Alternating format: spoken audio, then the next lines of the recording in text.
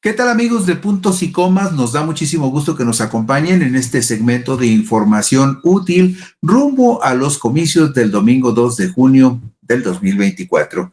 Ayer hablábamos en específico sobre las sanciones que el Instituto Nacional Electoral le ha aplicado a los 7 partidos nacionales en el periodo comprendido entre enero, febrero y marzo, y hablábamos de que las multas en conjunto ya superan los 100 millones de pesos. Pero también hay un asunto muy importante. Hay una serie de disposiciones con respecto al tono que deben de llevar las campañas políticas, a la forma como las campañas políticas deben de realizarse y en general el propósito de la ley es que no existan insultos, ni ataques, ni guerra sucia, ni campañas negras, pero en la realidad y en la práctica son excepcionales los partidos y los candidatos que respetan estas normas. La mayoría de los partidos políticos, por no decir que todos, se pasan por alto las disposiciones con respecto al tono que debe tener la propaganda electoral rumbo a los comicios del 2 de junio. Pues un elemento básico que regula las campañas se deriva de las disposiciones del artículo 6º constitucional que advierte muy concretamente lo siguiente: la manifestación de las ideas no será objeto de alguna inquisición judicial o administrativa, sino en el caso en que ataque a la moral, la vida privada o los derechos de terceros, o en su caso provoque algún delito o perturbe el orden público. Y además, por ahí al artículo 6º le cuelgan una frase que dice: el derecho de réplica será ejercido en los términos dispuestos por la ley. Y claro, en el tono de las campañas, en el transcurso de la contienda, los candidatos y los partidos políticos pueden recurrir al derecho de réplica frente a los medios de comunicación que a su juicio se estuvieran excediendo en juicios o en apreciaciones o en señalamientos o en ataques abiertos contra algún partido o algún candidato en el transcurso de las campañas electorales. Y en muchos casos, cuando se trata de guerra sucia o propaganda negra, los partidos políticos y candidatos pasan por alto lo que define el artículo 246 de la Ley General de Instituciones y Procedimientos Electorales en el siguiente sentido: la propaganda impresa que los candidatos utilicen durante la campaña electoral deberá contener en todo caso una identificación precisa del partido político o coalición que ha registrado al candidato. Y usted sabe, porque lo vemos todos los días y más ahora que existen las redes sociales. Lo más común, sobre todo ahora en los tiempos de redes sociales, es que esas campañas sucias, esa guerra sucia que en muchos casos se realiza a través de perfiles falsos o de los llamados bots, no tienen identidad ni origen, pero sí queda muy claro a qué partido o a qué candidato o a qué coalición benefician. Es un terreno donde el Instituto Nacional Electoral tendría que poner más atención y tendría que conseguir las herramientas y el personal apropiado para poder enfrentar este reto y hacer que se cumpla lo que establece el artículo 246, que cualquier tipo de propaganda o de campaña política de la naturaleza que sea, tiene que estar muy bien identificada en su origen y también en razón de quien la genera. En este momento, en particular con el asunto de las redes sociales, hay muchas campañas, mucha guerra sucia o propaganda negra que no tiene origen, que no se puede identificar el origen, y eso está incidiendo de alguna forma en favor o en perjuicio de alguien en la contienda electoral, algo que el Instituto Nacional Electoral está obligado a evitar, a inhibir y a sancionar. Usted recordará en la diapositiva número 3 la campaña negra, la guerra sucia que se hizo contra López Obrador. Un clásico ejemplo de guerra sucia se vio en la campaña presidencial del 2006 contra Andrés Manuel López Obrador. Usted recordará esa frase ya muy célebre de que López Obrador es un peligro para México.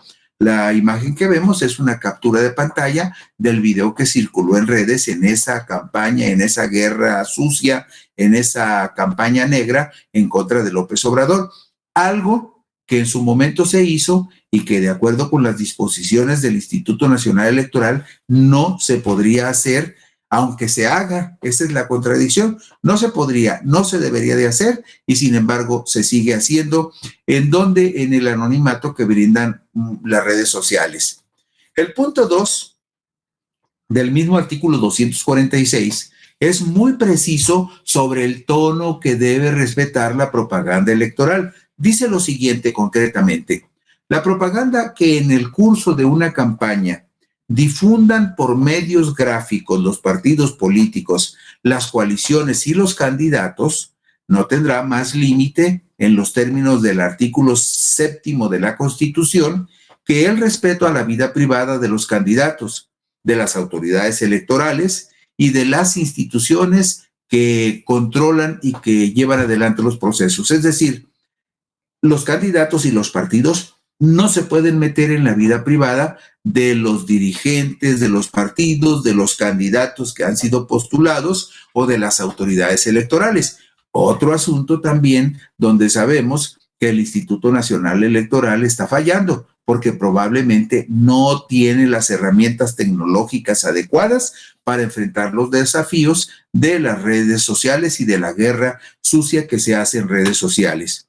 Lo que establece el artículo 7º constitucional que debiera cumplirse y aplicarse en las campañas electorales dice lo siguiente: es inviolable la libertad de difundir opiniones, información e ideas a través de cualquier medio. No se puede restringir este derecho por vías o medios indirectos, tales como el abuso de controles oficiales o particulares, de papel para periódicos, de frecuencias radioeléctricas o de enseres y aparatos usados en la difusión de información o por cualesquiera otros medios y tecnologías de la información y la comunicación encaminados a impedir la transmisión y la circulación de ideas y opiniones. Es decir, el artículo 7º, como usted lo sabe, garantiza la libertad de opinión, la libertad para difundir opiniones y para divulgar ideas. Y esto es algo que regula la libertad y el amplio margen de libertad que tienen los candidatos y los partidos durante las campañas, con las limitantes que ya acabamos de ver en cuanto a que no deben, digamos, de inmiscuirse o involucrarse en asuntos de la vida privada de las personas. No se puede, bueno, no se debiera, aunque se puede porque se hace, difamar, calumniar, denostar a algún candidato o partido. Pero todo eso entra en el terreno de lo que está reglamentado en la Ley General de Instituciones y Procesos Electorales, está regulado en la Ley General de Instituciones y Procedimientos Electorales, pero en muchas de esas áreas el Instituto Nacional Electoral es ineficiente porque no tiene las herramientas para resolver los desafíos de las nuevas tecnologías. Vemos en la diapositiva número 6 algo que es parte también de la historia de las campañas políticas. Ustedes recordarán que en el 2012, bueno, lo recordarán las personas que ya hayan votado y participado como adultos en los comicios. Los jóvenes que apenas están llegando a su primera votación seguramente no lo tienen presente porque además en su momento no les importó. Pero en el 2012, el Partido del Trabajo promovió un video en el cual aparecían algunos de los principales actores políticos que el presidente López Obrador ha denominado como la mafia del poder. En su momento, este video fue impugnado por la oposición, por PAN, PRI, PRD, pero la autoridad consideró que sí, que el incluir en este caso, por ejemplo, al presidente Felipe Calderón, era exhibir a una autoridad que estaba en funciones. Ese fue en su momento el criterio que se utilizó para juzgar la difusión de este video sobre la mafia del poder que en su momento patrocinó el Partido del Trabajo. Y de una forma o de otra se ha sancionado ciertas conductas, pero siempre el Instituto Nacional Electoral va muy, muy rezagado en cuanto al proceso de supervisión y fiscalización de las campañas negras sobre todo.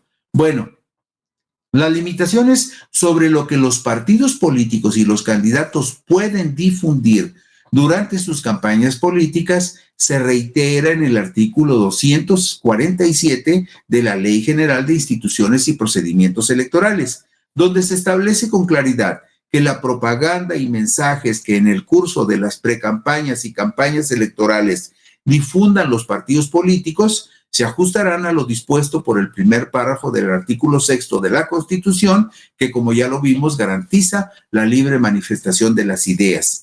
¿Y qué más? Y por supuesto, también los partidos políticos y la mayoría de los candidatos desacatan la mayoría de lo que establece el punto 2 del artículo 247 de la Ley General Electoral, que dice claramente que en la propaganda política electoral que realicen los partidos políticos, las coaliciones, las personas candidatas y precandidatas, deberán abstenerse de expresiones que calumnien a las personas, que discriminen o constituyan actos de violencia política en contra de las mujeres por razones de género. Nada más en este parrafito vemos lo que todos los días se viola. Esta disposición se viola reiteradamente. ¿Por qué?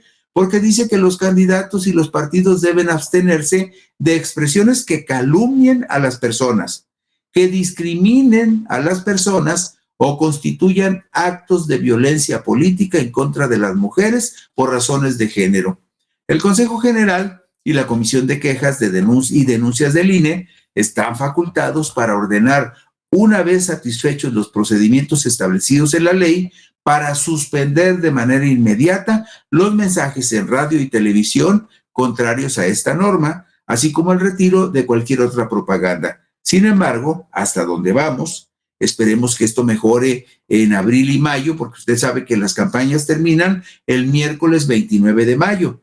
Esperemos que en ese trecho que nos falta por avanzar, el Instituto Nacional Electoral se ponga mucho más atento a sus responsabilidades y verdaderamente supervise y sancione que no se cometan las violaciones que sabemos y que vemos todos los días.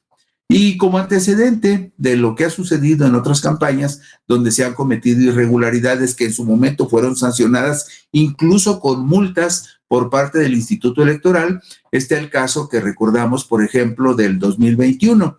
Esto lo publicamos en Sin embargo, Ciudad de México, 10 de junio del 2021. La Fiscalía General de la República, a través de la Fiscalía Especializada en Delitos Electorales, anunció que los llamados influencers serían investigados por difundir de manera ilegal propaganda un día antes de las elecciones del domingo 6 de junio del 2021 en favor del Partido Verde Ecologista de México. Es decir, usted sabe que las campañas terminan 3 días antes del día de la jornada electoral. En este caso estamos hablando del miércoles 29 de mayo. Bueno, pues en ese periodo, del 29 de mayo al 2 de junio, no puede haber propaganda electoral de ningún partido. Pues en el 2021, un día antes de las elecciones del 6 de junio, varios de estos influencers que usted ve en la pantalla empezaron a hacer propaganda en favor del Partido Verde. Pero el INE lo sorprendió que eso era una acción concertada y articulada y después multó al Partido Verde. Bueno, hay una disposición que involucra directamente a los medios de comunicación en el punto 3 del mismo artículo 247. Fíjense ustedes lo que dice. Los partidos políticos, los precandidatos y candidatos podrán ejercer el derecho de réplica que establece el primer párrafo del artículo 6 de la Constitución respecto de la información que presenten los medios de comunicación cuando consideren que la misma ha deformado hechos o situaciones referentes a sus actividades. Este derecho se ejercitará sin perjuicio de aquellos correspondientes a la responsabilidad o el daño moral que se ocasione en términos de la ley que regule la materia de imprenta y de las disposiciones civiles y penales aplicables. Es decir, el derecho de réplica es una obligación que los medios le tienen que conceder a los partidos y a los candidatos. Pero también hay allí una velada amenaza porque habla, por ejemplo, este artículo 247 de el daño moral, que es algo que de alguna manera se recurre a la figura del daño moral al presentar alguna demanda por daño moral por la vía civil. Y regularmente estas demandas por daño moral que pueden presentar los políticos o los partidos son con la exigencia de la reparación del daño, y en la reparación del daño suelen exigirle dinero a los periodistas o a los medios de comunicación. Entonces, ahí queda latente esta amenaza del daño moral al que pueden recurrir los políticos o los partidos políticos o los representantes de los partidos políticos en demandas en contra de los medios de comunicación o de los periodistas, además del derecho de réplica que tendrían los partidos y los candidatos. Y si vemos la diapositiva 11, veremos otro caso que en su momento fue sancionado por la autoridad electoral. También lo publicamos nosotros en Sin embargo, Ciudad de México, 9 de septiembre del 2021. El Tribunal Electoral del Poder Judicial de la Federación determinó que durante la transmisión del segmento ¿Quiénes quieren las mentiras?, de la conferencia matutina del presidente Andrés Manuel López Obrador, se realizó una adquisición indebida de tiempos en radio y televisión en favor del partido político Morena. Esto se declaró en su momento el tribunal y lo publicamos en Sin embargo el 9 de septiembre del 2021. Y para concluir, el artículo 249 de la Ley General de Instituciones y Procedimientos Electorales es muy estricto con respecto a los lugares en los que se puede colocar la propaganda. Dice que dice lo siguiente: en las oficinas, edificios y locales ocupados por la administración y los poderes públicos no podrá fijarse ni distribuirse propaganda electoral de algún tipo. En tanto que el artículo 250 de la misma ley establece que la propaganda electoral no podrá colgarse en elementos del equipamiento urbano ni obstaculizar en forma alguna la visibilidad de los señalamientos que permiten a las personas transitar y orientarse dentro de los centros de población. Las autoridades electorales competentes ordenarán el retiro de la propaganda electoral que viole esta norma. Dice, podrá colgarse o fijarse esta propaganda en inmuebles de propiedad privada. Ponga usted mucha atención. No puede llegar un candidato a un partido y llenarle de propaganda el frente de su casa o su barda o su cerca. Antes de poner cualquier tipo de propaganda o de pintar cualquier tipo de consigna en su propiedad, le tienen que pedir permiso al ciudadano y tiene que ser por escrito para que quede constancia de que cumplieron con el requisito de pedir permiso. Y sí veíamos en la diapositiva 13 cómo se llena la ciudad, en este caso la Ciudad de México, de propaganda, y el artículo 249 dice que no podrá fijarse o pintarse en elementos del equipamiento urbano, carretero o ferroviario, ni en accidentes geográficos. Cuando dice accidentes geográficos se refiere, por ejemplo, que no se puede poner propaganda política en un cerro, por poner un caso muy concreto, o en un árbol, cualquiera que sea su régimen jurídico. Ni podrá fijarse o pintarse en monumentos ni en edificios públicos. Como usted puede ver, en este terreno de la propaganda, la ley prohíbe muchas cosas y en la mayoría de los casos, los partidos políticos y los candidatos no la respetan, de tal manera que las campañas insultan y gritan insultos, aunque la ley lo prohíba. De esta manera terminamos hoy Puntos y Comas. Gracias por su gentil atención. Mañana por aquí nos encontraremos.